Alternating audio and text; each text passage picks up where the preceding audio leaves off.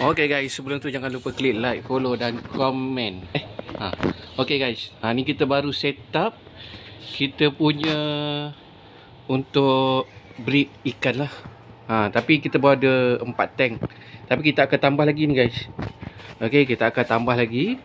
Okay, ni contoh kita kita belanja dulu part 1 dulu. Okay, nanti kita akan set up lagi guys. Kita akan set up lagi semua. Okay, kejap. Okay, kita guna bubble kita guna bubble. Okay, air pump. Okay, tapi kita akan set up lagi guys. Kita akan set up. Okay, dekat bahagian ni semualah. Kita akan kosongkan. Kita pun tengah tunggu stok rak. Okay. Kalau korang nak order aquarium ke, filter ke, order dekat TikTok shop kita guys. Okay.